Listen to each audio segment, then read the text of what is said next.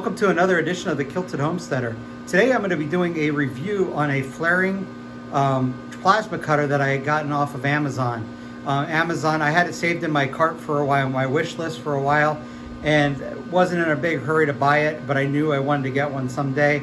And doggone if Amazon last week didn't send me an alert letting me know my item was like $48 or $50 cheaper than what it was.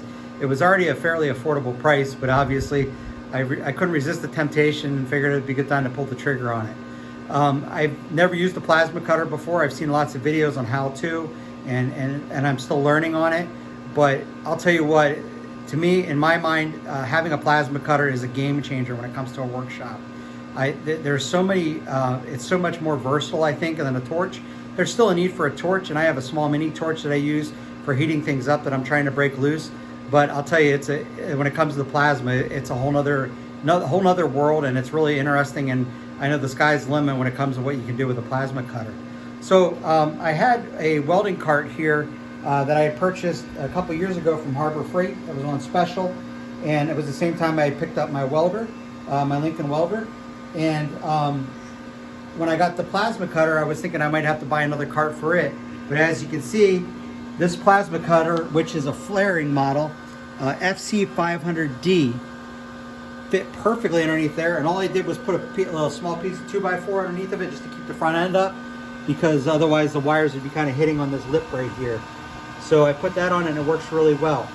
Now this is a 110/220 plasma cutter. That's how they advertise it. I know there's some people debating on the reviews that it was not what it was said it was, but this does do dual voltage.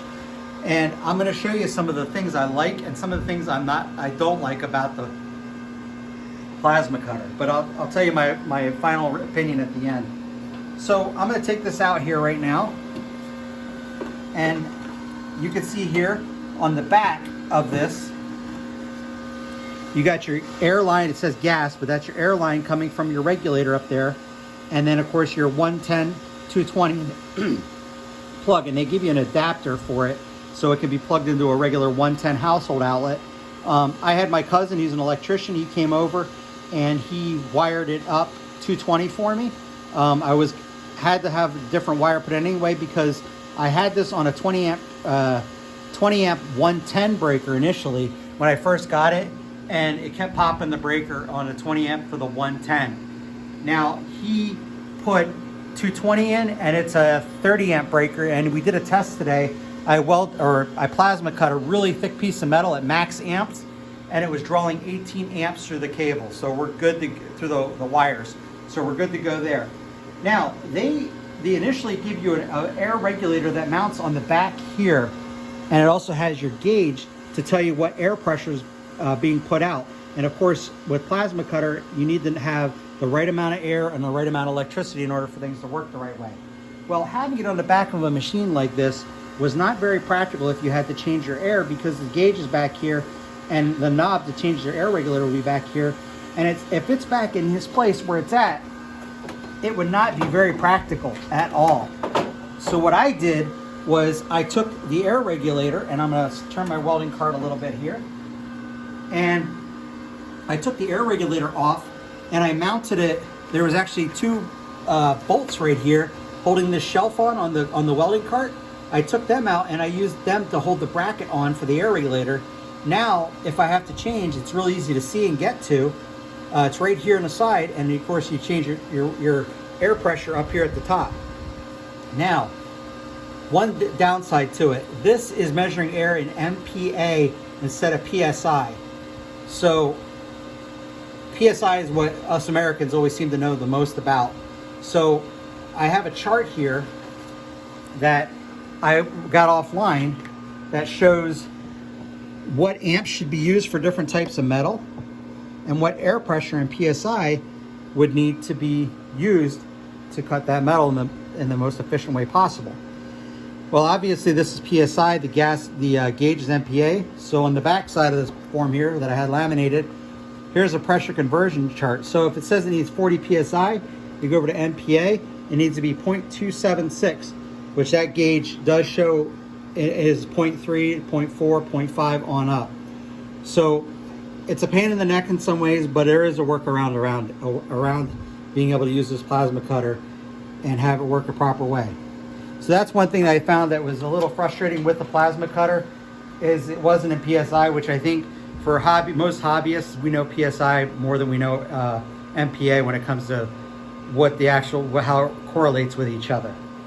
So overall, I'm pretty pleased with the flaring plasma cutter. The connections seem to be pretty decent. There were some issues here and there that I'm going to explain in a minute. The connections seem pretty decent. They're not totally Mickey Mouse, but they're not all necessarily, I wouldn't say they're industrial grade, but they do work. That's the ground clamp. And then of course here is your actual plasma gun. This is burned up pretty bad, and you'll see why in a minute. I'm still learning, so I'm not using it the way, but the consumables are pretty easy to get to. They're right on here. You can buy them online too. They're easy to get. And these pieces here are what they call consumables, and they can be easily replaced. So, but again, the gun and everything seems to hold up pretty well. A couple other critiques I would have on the system.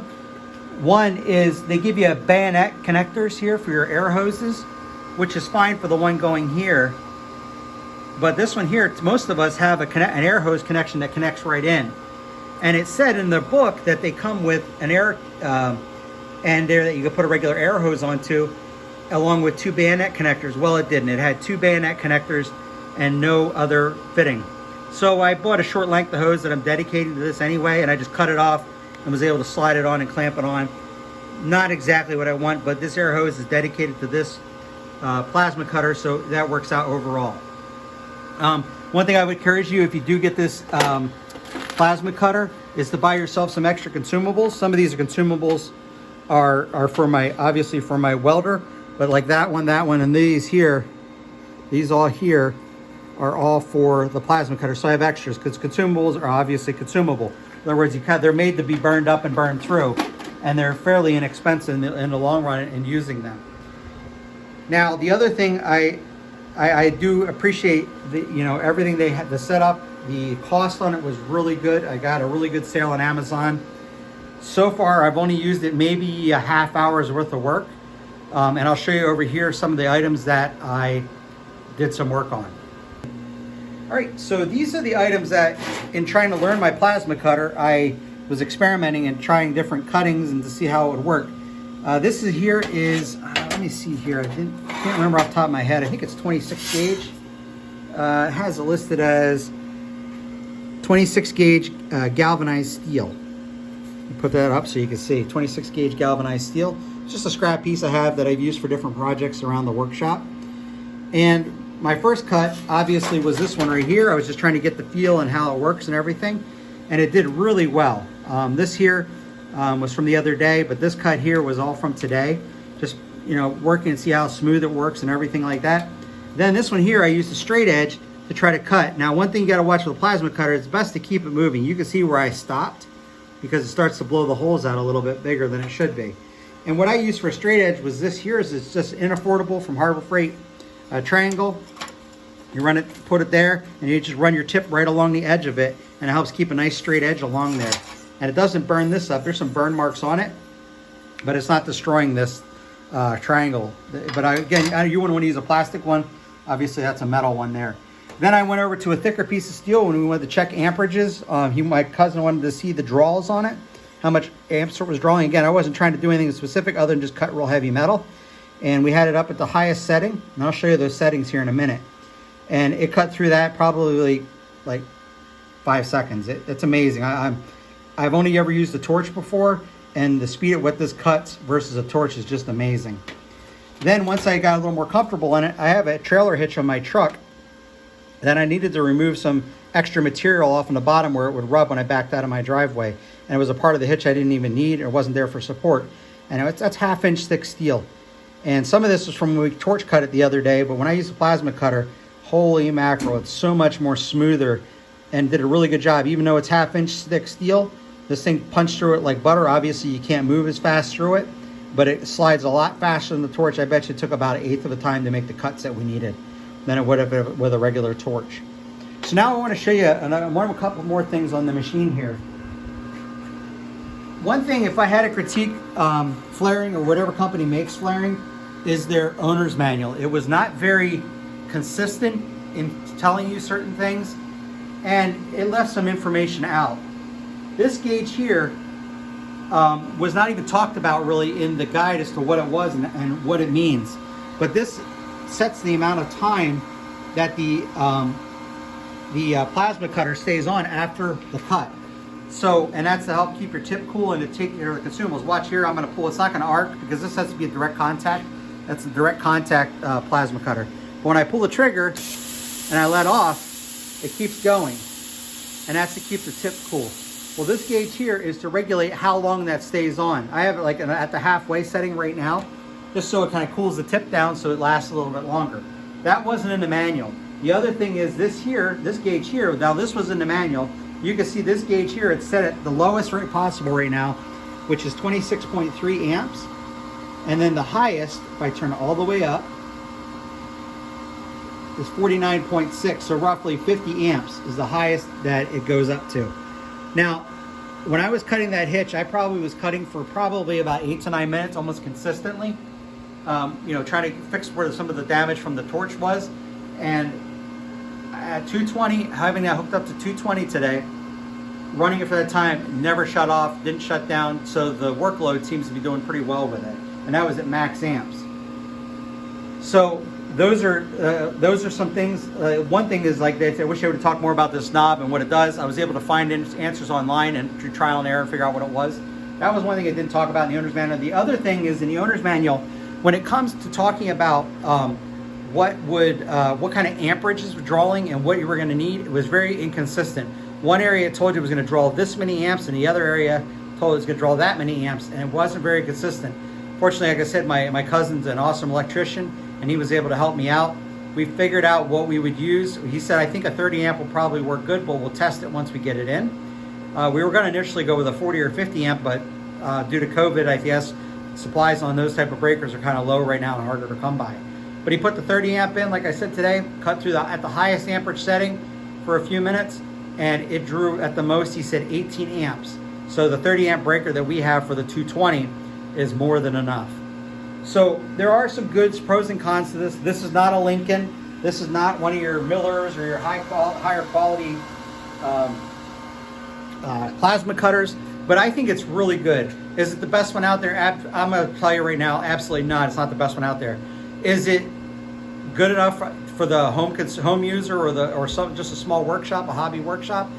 To me, so far, I'm pretty pleased with it, and I would say yes.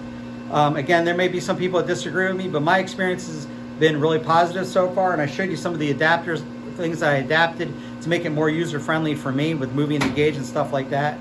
So overall, I think it was a good buy. I don't regret it one bit. So I hope you enjoyed this little bit of review on the flaring plasma cutter. And if you like our videos, I encourage you to give them a thumbs up. And if you would like to see more of our videos, I encourage you to subscribe to us. And so we try to have videos more often now.